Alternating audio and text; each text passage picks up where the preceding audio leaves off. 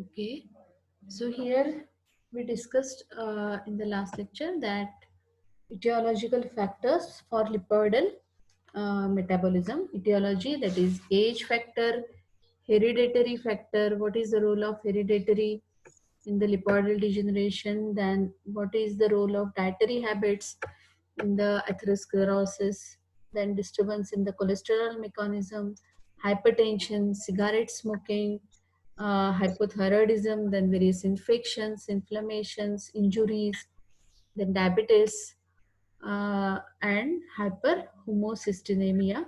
So these are the causes of atherosclerosis, etiological factors for atherosclerosis.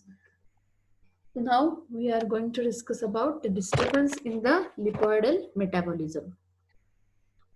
So here atherosclerosis is definitely associated with the disturbance in the lipid metabolism. Atherosclerosis, it plays important role in the disturbance in lipid metabolism because physiochemical state of the blood lipids, it plays important role in the atherosclerosis. The lipid of plasma is mainly in the form of colloidal aggregates of these two things, that is lipoprotein compounds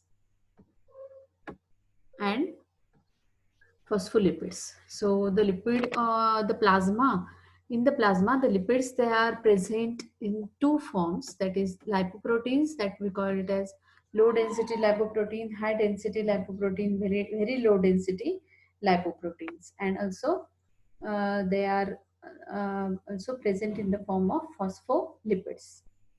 Okay. Now, what will going to happen? Why this causes atherosclerosis? Because of disproportionate rise. The rise, or it is not very proportionate. It become disproportionate rise in cholesterol as compared to the phospholipids, which leads into atherosclerosis. So when phospholipids, cholesterol increases, rise in cholesterol compared with the phospholipids causes atherosclerosis. Okay. So here, the next part we are going to discuss. Uh,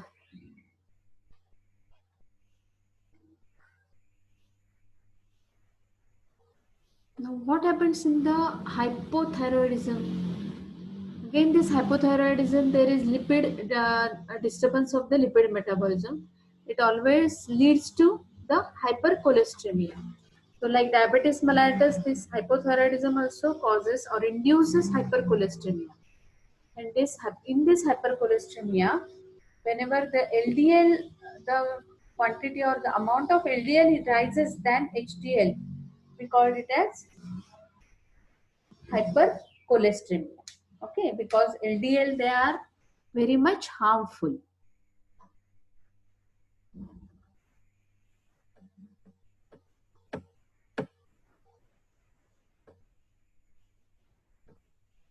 Okay, let me enter the students. Okay, now we are going to discuss about the pathogenesis.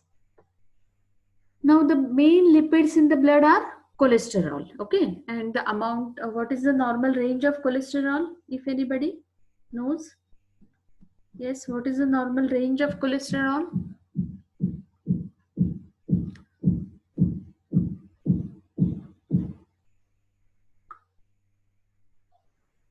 140 to 240 milligram per dl is the normal range of cholesterol. Okay, and the cholesterol, they are the main lipids which are present in the blood, and the normal amount is 140 to 240 milligram per dl. So this HDL, it is believed to mobilize the cholesterol from developing atheroma and transport to the liver for excretion. Now, here the pathogenesis of this atherosclerosis, it is based on the following two theories. There are two theories, they are described for this pathogenesis. The first theory is response to injury hypothesis, which is described in the 1973 and which get modified in 1986 and 1993 by Dr. Ross. Response to injury hypothesis. And the second theory which is explained for this atherosclerosis is monoclonal theory by Dr. Benedict and Benedict, which is explained in 1970. But this recommended theory, that is it is approved by WHO, is response to injury hypothesis. Now here, this theory, there are 5 parts of this theory. This response to injury hypothesis is, the first is endothelial injury. Here it is misprint. The first is endothelial injury. Okay, endothelial injury. The second one is, second step of this pathogenesis is initial smooth muscle cell proliferation. Third step is role of blood monocytes. Fourth one is role of hyperlipidemia. And fifth one is thrombosis. So the first is endothelial injury. Here we are explaining the response to injury hypothesis. This is the theory explained by Dr. Ross. Okay, Dr. Ross. So this theory we are explaining. Here he explained this theory in 5 steps. The first is endothelial injury. Second thing is initial smooth muscle cell proliferation. Then role of blood monocytes, role of hyperlipidemia, and fifth one is thrombosis. Okay. Now first is endothelial injury. Now what are the causes of endothelial injury? Yes. If you know the causes of endothelial injury. Yes. The causes, they are mechanical trauma, then various hemodynamic forces causes injury to the endothelium, then chronic hyperlipidemia, then bacterial toxins during bacterial infection, bacterial endotoxins, then various viruses, then the conditions like hypoxia, then the other chemicals or poisonous gases like carbon monoxide, then tobacco, alcohol, ether. These are all the causes of endothelial injury. Okay, so mechanical trauma, hemodynamic forces, chronic hyperlipidemia, bacterial endotoxins, viruses, then hypoxic conditions, that is low oxygen atmosphere, then carbon monoxide, tobacco, alcohol, ether. These are all the causes for endothelial injury. So whenever endothelial injury occurs, what is the first step of inflammation? There is congestion. The blood flow increases at the site and it brings all the inflammatory cells, platelets, fibroblasts, all these cells, they get gather over at the site of injury. Okay. Now the second is initial smooth muscle cell proliferation. So this endothelial injury, it causes adherence, aggregations, and platelet release reactions at the site of exposed endothelial connective tissue. So whenever endothelial injury occurs, these all cells, they enters through that endothelium inside the intima of the cell.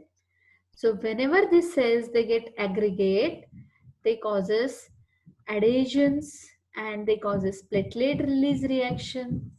Okay, so here what will going to happen, the smooth muscle cell proliferation occurs due to all these cells, entry of all the cells with inflammatory reaction.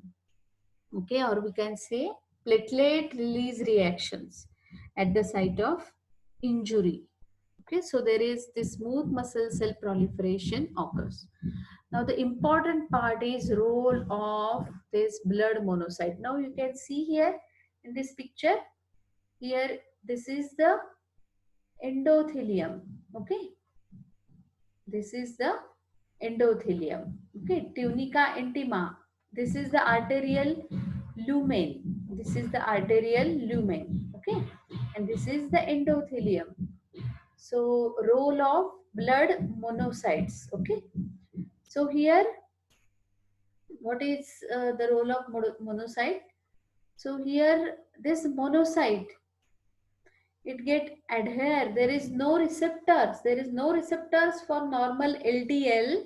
These are the LDL. Okay, towards the monocyte. This LDL could not get attached to the monocyte. LDL, it travels through the lumen. Okay, and this LDL more likely it travels near the vessel wall. HDL travels in the midstream, but LDL, they are the light molecules, low density lipoproteins, and they always travels near the vessel wall. So they easily enters through that injured endothelium inside the intima. But how they enters inside the intima? They need someone carrier. No, but there is no receptors present on this monocytes for this LDL on the monocyte, but this monocyte, they enters inside the tunica intima. Okay, now what will going to happen with this LDL? This LDL molecule, it oxidizes. The oxidation reaction happens with this LDL when it enters into the intima. So this LDL molecule, it first become immobilized. That is, whenever it get oxidizes, it enters into the monocyte. Okay, this is the monocyte which enters from this injured site of this endothelium. It enters inside the intima, and here this inside the monocyte, this LDL molecules, they do enter, but how? After oxidation reaction. Oxidation reaction, this enters. Is now here it can easily catch by the receptor after oxidation, and it enters into the monocyte. So this monocyte, it become activated here, and it get converted into the foam cell. We called it as foam cell. When this LDL molecule, it enters inside the monocyte and converted into the cholesterol crystals or the vacuoles of this particular lipid material, whenever appears inside the monocyte, we called it as the foam cell. So this because it is nothing but the macrophages uptake of lipids. This macrophage, they uptake the lipids and convert it into the foam cell. So this foam cell, it enters or it gets settled over this particular thrombotic site. Okay, at the site of thrombus, whenever the cells, they get aggregated and they try to they cure that part, repair that part, injured part, at that site, that foam cell enters, and causes the they enters inside that particular thrombotic plug, and this thrombotic plug, we call now it as a atherosclerotic plaque. Okay, so this is the role of monocyte, very very important uh, uh, for this particular step, that is the role of monocyte. Now the role of hyperlipidemia. Now we had just discussed that whenever there is hyperlipidemia, it causes endothelial injuries. Okay, so in case of hyperlipidemia, the endothelial injury, it easily occurs and it get converted into the atherosclerotic plaques. And lastly, we discussed about this thrombosis. Okay, how this thrombus get formed? This all reaction causes atheromatous plaque. So the lesions, they get enlarged by attachment of fibrin and the cells from the blood, so that the thrombus become a part of the atheromatous plaque. Okay, so this is the pathogenesis of atherosclerosis. Pathogenesis of atherosclerosis. Now the next part is complication of the atheromatous plaque. The complications, they are by the ulcerations, then by calcification, by thrombosis, then hemorrhages and aneurysm. Okay. So how ulceration forms?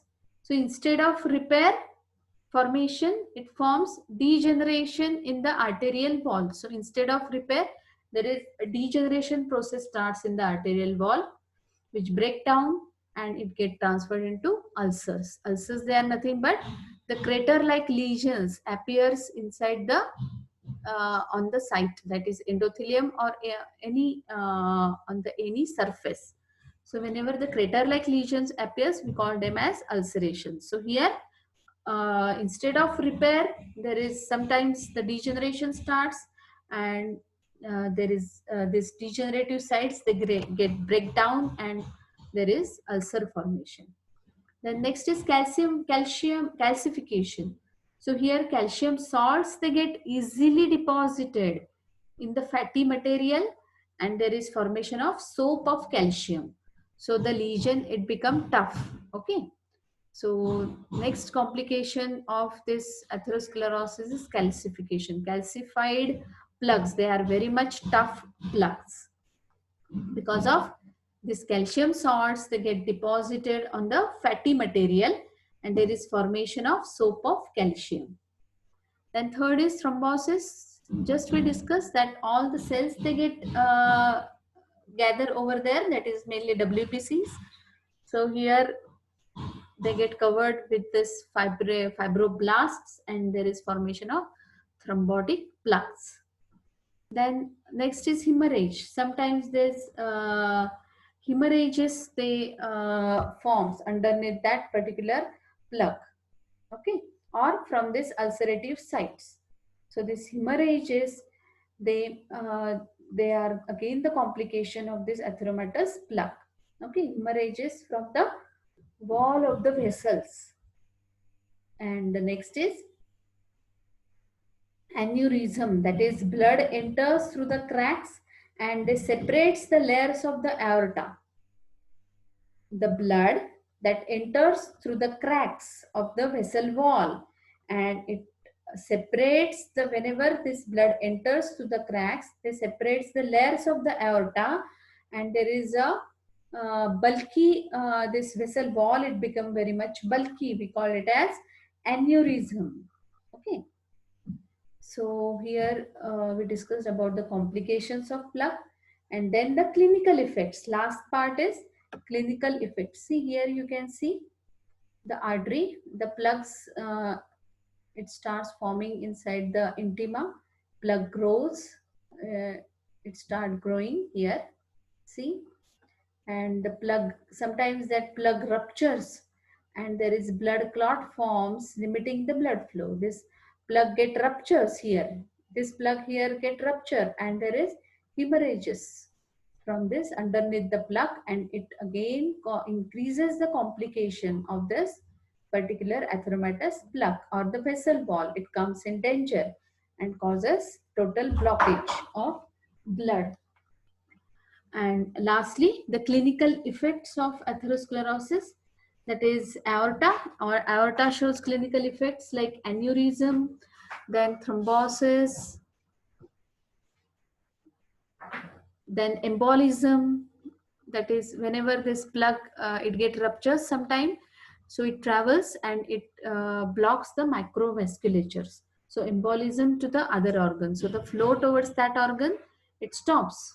We call it as embolism. The heart, the clinical effects on heart, they are myocardial infarction and ischemic heart diseases. Okay, and the complications of brain, that is ischemic brain damage and cerebral infarction. So these are the clinical effects of this atherosclerosis. Okay, so here we are going to stop this lecture. Okay, if there are any queries, you can ask me. on my personal WhatsApp, so we can repeat that part only. Okay. Any queries related to this part? Yes. No, ma'am. Okay. So we will stop this lecture and we will meet tomorrow the same timing. Okay.